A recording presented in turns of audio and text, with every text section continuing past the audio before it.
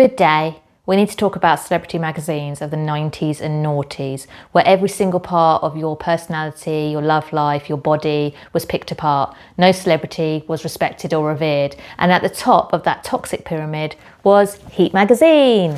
Here's an issue from 2004. Please join me as we read through together what was the biggest story of the year.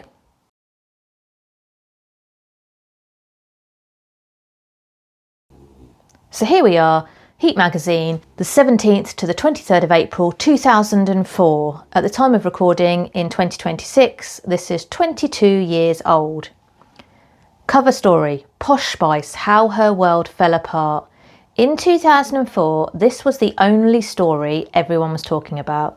It was the alleged affair David Beckham had had with Rebecca Loos. We've also got Kelly Osbourne and her drug addiction, and nothing else. So on the Everyone's Talking About page, we've got Take a Wild Guess. That's it. It's this alleged affair. Up until this point, David and Victoria Beckham had been the golden couple.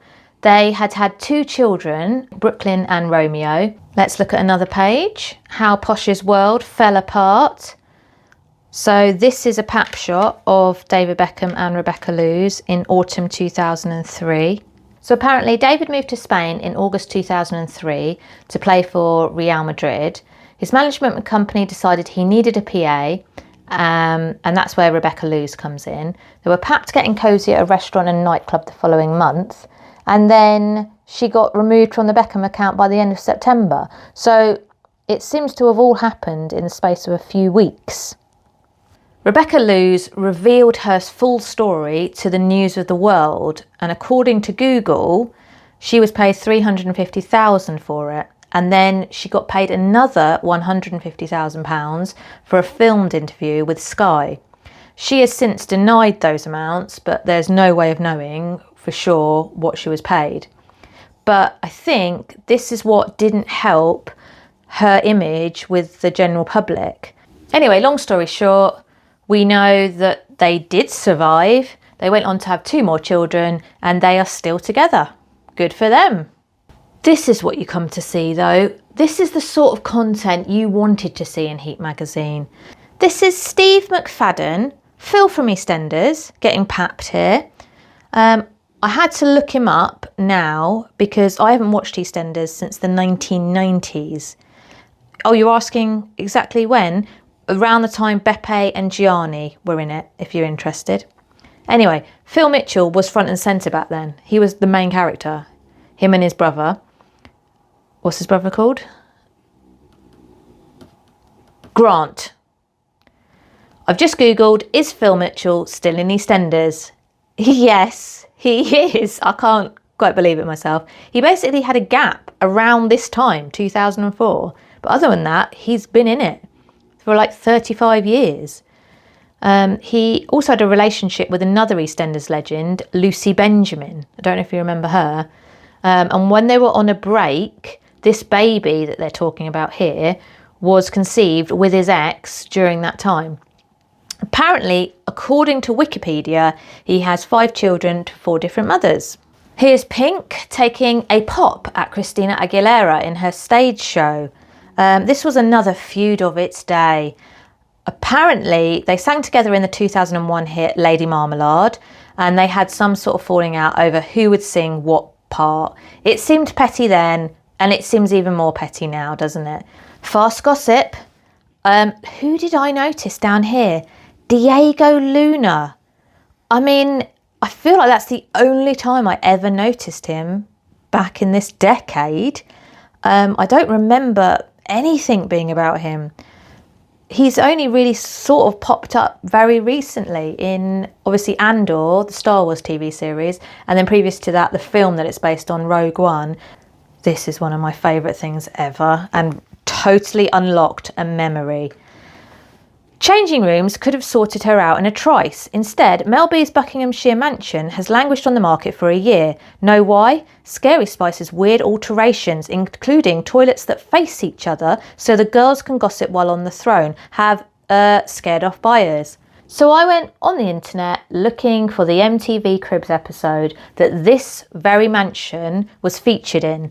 And yes, there is a bathroom where there are 2 toilets next to each other.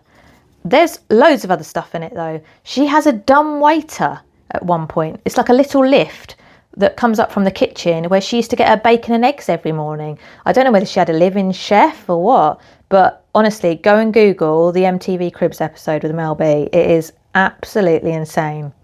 We've got this bit that always used to confuse me. It's column inches measured in centimetres from British tabloids and celeb magazines. It doesn't say when, per week, per year.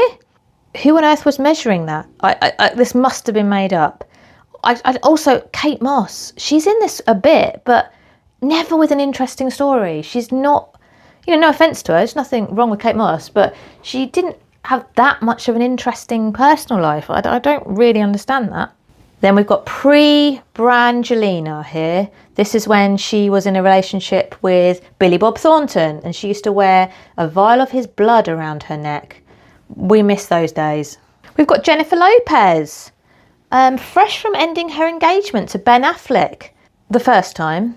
Now with Mark Anthony, who she would go on to marry a few months later after these pictures were taken. I have the issue of OK Magazine where she's just introducing the twin she has with Mark Anthony in 2008. So if you're interested in that, let me know in the comments. Kelly Osbourne, we love her. She's back in the news in 2026.